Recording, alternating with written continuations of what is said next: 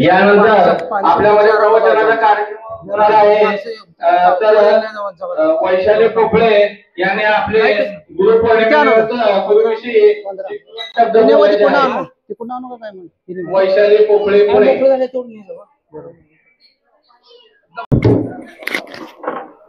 गुरु आणि शिष्य, आई आणि मुलामधलं नातं. खरं तर आपल्या हिंदू परंपरेमध्ये अनेक गुरु शिष्यांच्याच जोड्या होऊन गेलेल्या आहेत.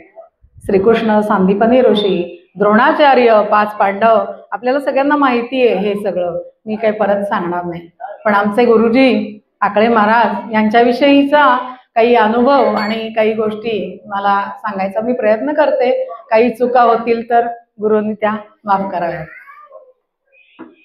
खरं तर आयुष्यात या 2-3 वर्षामध्ये कायम संपर्क इथे आलेला आहे आणि यामध्ये इतक्या घरातल्या अडचणी आमच्या आकळे महाराजांनी सोडवलेल्या आहेत.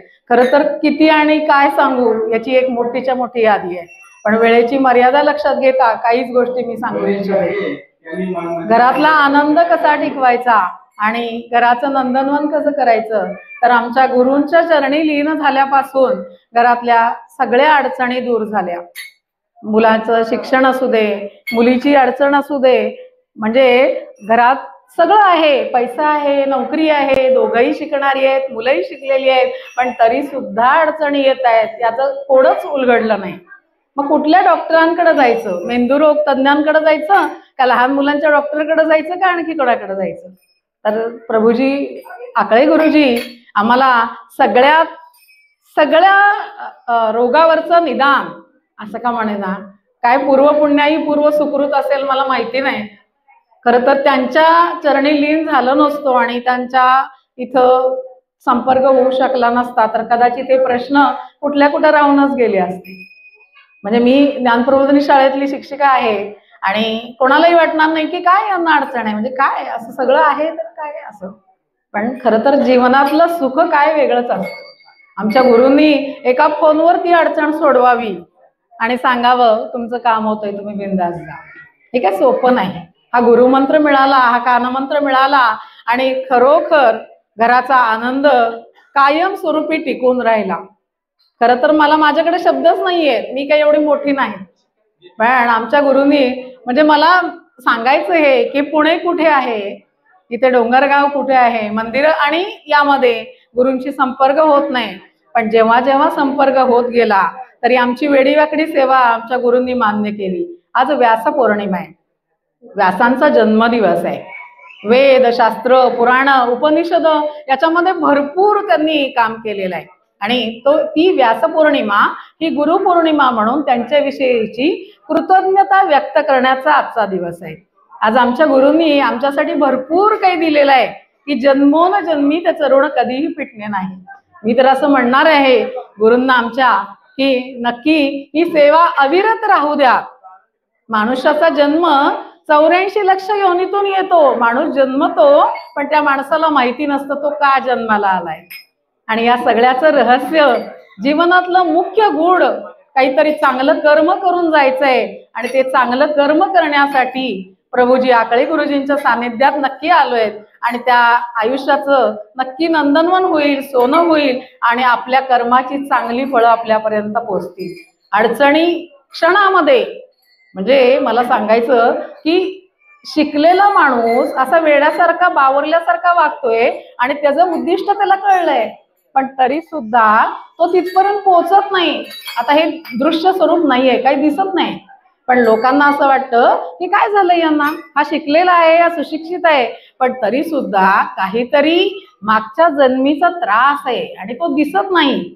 पण आकळे गुरुजींनी ती सगळी समस्या एका फोनवर, काय असेल ते ब्रह्मास्त्र गुरूंनाच माहिती, आणि हे सगळं माझं सोडवलं गेलं. मला नक्की अभिमानाने मी शाळेमध्ये पण अनेकांना सांगत असते की तुम्हाला नाही दिसत आहे आमच्या घरात किती अडचणी किती प्रकारच्या होत्या.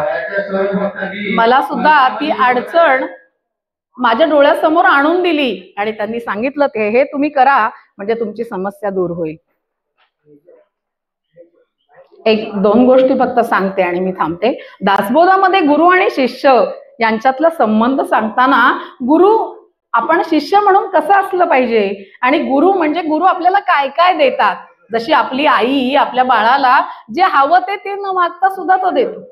म्हणजे आई म्हणते की भूक लागली असेल, हात दमलेला असेल, याला विश्रांतीची गरज आहे किंवा याला अजून काहीतरी हवंय, आणि हे सगळे आमच्या सद्गुरूंनी कसं आम्हाला मिळवून दिलंय. सद्गुरू केवळ ज्ञानाचे योगाचे शिक्षण देणारा नसतो, तर आपल्याला मोक्ष सुद्धा मिळवून देणारा असतो. हे फार मोठं गुण आहे. आणि स्वतः सर्वज्ञानी अनुभवी असताना शिष्याला योग्य मार्गदर्शनाने योग्य मार्गाने रस्ता दाखवणं हे सुद्धा आमच्या गुरूंचंच काम आहे. आणि गुरूंनी आमचा वेळोवेळी हे काम केलेलं आहे. सद्गुरू शिष्याच्या अज्ञानाचा अंधार दूर करून त्याला ज्ञानाचा प्रकाश दाखवण्याचं काम सुद्धा आमच्या गुरूंनीच केलेलं आहे. म्हणजे संसारातून या मोहमाहेतून बाहेर पडायचं आणि नामस्मरणात लीन व्हायचं आणि आपल्या आयुष्याचं ध्येय गाठायचं हे काही इतकं सोपं नाही. अडचणीतून मार्ग काढणारे आमचे गुरुच आहेत. पण मग शिष्य कसा पाहिजे हो? तुम्हाला जर गुरु एवढं भरभरून देणार आहे, सगळं देणार आहे, ते तुम्ही मागाल ते तुम्हाला मिळणार आहे, तुम्ही फक्त मनात आणा आणि ते होणार काम. म्हणजे मला इथपर्यंत आज येईपर्यंत एक महिनाभर इतकी अडचण होती की इथं येईपर्यंत माहिती नाही की मी येऊ शकेन की नाही. आरोग्याच्या अडचणी आहेत, सुट्टी नाही मिळणे आहे, बऱ्याच गोष्टी आहेत. आणि माझी प्रबळ इच्छा होती. आमच्या गुरूंनी सांगितलं, इच्छा जर प्रबळ असेल ना, तुम्ही फक्त इकडचं नामस्मरण आठवा, गुरूंना आठवा की तुमचं काम झालंच. आणि खरंच खरं ती काय आता जादू नाही म्हणायचं, पण ही गुरूंची साधना आहे आणि ती माझ्यापर्यंत पोहोचली. आणि एवढ्या लांब अंतरावरून सुद्धा ते मला मिळाले. लोकांना विश्वास नाही बसणार. माझा अनुभव आहे स्वतःचा. खरं तर लिहिलं तर एक पूर्ण मोठाच्या मोठा ग्रंथ तयार होईल. आणि मी एका बाजूला माझे अनुभव लिहायला सुद्धा सुरुवात केली. बघा, शिष्य कसा पाहिजे तर सद्गुरूंच्या वचनावर पूर्ण विश्वास ठेवणारा पाहिजे. तुम्ही जे सांगताय ते श्रद्धेने ऐकणारा असला पाहिजे. शिष्यानी अहंकाराचा त्याग केला पाहिजे. नम्रता असली पाहिजे. विद्या विनयेन शोभते. खरं तर नम्रता असेल तरच, अहंकार असेल तर काहीच होणार नाही. तुम्हाला माहिती आहे की रावणाकडे अहंकार होता आणि प्रभू रामचंद्र एकवचनी एक पत्नी होते. त्यामुळं हे नम्र असणं, शिष्याने अहंकार त्याग करून नम्रता धारण केली पाहिजे. आणि शिष्य हा सतत ज्ञानार्जनासाठी तत्पर पाहिजे. जे गुरु आमचे सांगतील ते मी मनापासून स्वीकारणारा असा शिष्य असला पाहिजे. आणि शिष्याने गुरुभक्ती करावी तर त्यांची पूर्ण प्रतिष्ठा किंवा त्यांनी सांगितलेले प्रत्येक शब्द म्हणजे प्रमाण हे ऐकलं पाहिजे. आणि मग आपण चांगला शिष्य होण्याचं भाग्य आपल्याला मिळू शकतं. एकच शेवटी 2 गोष्टी बोलते आणि माझी कृतज्ञता मी गुरूंविषयी व्यक्त करून माझे 2 शब्द मी सांगते.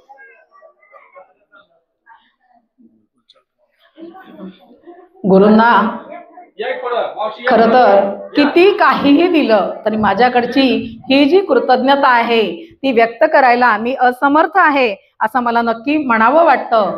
आणि गुरु माता गुरु पिता गुरु आमची कुलदैवता. गुरु माता गुरु पिता गुरु आमची कुलदैवता. आई तिचे, वडील तेचे, गुरु तेच आहेत, विद्या देणारे तेच आहेत, सद्बुद्धी घालणारे तेच आहेत. तुम्हाला हवं ते मिळण्यासाठीचं प्रमाण सगळं गुरुच आहेत. कितीही काही बोललं तर कधीही कृतज्ञता आपण कितीही व्यक्त केली तरी हे आपल्यावर असणारं हे मायेचं छत्र, सद्गुरूंचं छत्र हे कायम स्वरूपी आपल्या सगळ्यांच्या बरोबर आहे. आणि मनात एखादी गोष्ट आणली आणि ती व्हावी असं वाटलं आणि सद्गुरूंना स्मरण केलं तर ती नक्की झाल्याशिवाय राहत नाही. माझ्यासाठी मोठं एक चॅलेंज होतं की मोठ्या कॉलेजमध्ये, मोठ्या चांगल्या गव्हर्नमेंट कॉलेजमध्ये मला मुलीला ऍडमिशन हवी होती. आम्ही रांगेत आहोत, आम्हाला मिळणार आहे, पण प्रत्यक्ष मिळेपर्यंत खात्री नाही. पण गुरूंना एक फोन झाला आणि त्या फोनवर माझं ते काम झालं आणि मला मोठ्या कॉलेजमध्ये माझ्या मुलीसाठी म्हणून चांगल्या कॉलेजमध्ये, नामांकित कॉलेजमध्ये ती ऍडमिशन मिळाली. काय म्हणावं याला? प्रत्यक्ष मुलगी इथं आली नव्हती, मी इथं आले नाही, पण एका फोनवर महाराजांनी माझी मोठीच्या मोठी समस्या, अशा अनेक गोष्टी आहेत की ज्या मी सांगू शकत नाही, आणि काही आता खरं तर त्या लिखित स्वरूपात मी देणार आहे. अशा सद्गुरूंना, गुरूंना कायमस्वरूपी ऋण राहण्यासाठी, कायमस्वरूपी माझी कृतज्ञता व्यक्त करण्यासाठी, मी जन्मोन जन्माचं ऋण हे कधीही न पेटणार, पिढ्यान पिढ्या आमची वेडीवाकडी सेवा गुरूंनी मान्य करून घ्यावी. जे चुकलं असेल तर महाराजांनी क्षमा करावं. क्षमा करा अपराध महाराज तुम्ही सिंध. संत तुकारामांच्या अभंगामध्ये सद्गुरूंनी मागितलेलं आहे मागणं, आणि त्यामध्ये जो जे वांछील लाहो प्राणी मात्र, जसं संत निवृत्तीनाथ वडील बंधू ज्ञानदेवांचे, आणि त्यांनी सुद्धा ही गुरुभक्ती जशी मान्य केली आहे की सजीवांना जे जे हवं ते सगळं मिळू देत, तसंच आमच्या सद्गुरूंनी सुद्धा, प्रभूजी आकळे गुरुजींनी सुद्धा हे आम्हाला सांगितलंय, हे आम्हाला दिलेलं आहे. आणि ही छोटीशी सेवा, छोटेसे 2 शब्द आणि माझी कृतज्ञता मी प्रभूजी आकळे गुरुजींविषयीची मी बोलते, आणि माझे 2 शब्द मी सांगवते. सद्गुरु श्री प्रभूजी आकळे महाराज की जय. धन्यवाद. गुरुदेव दत्त, गुरुदेव दत्त. यानंतर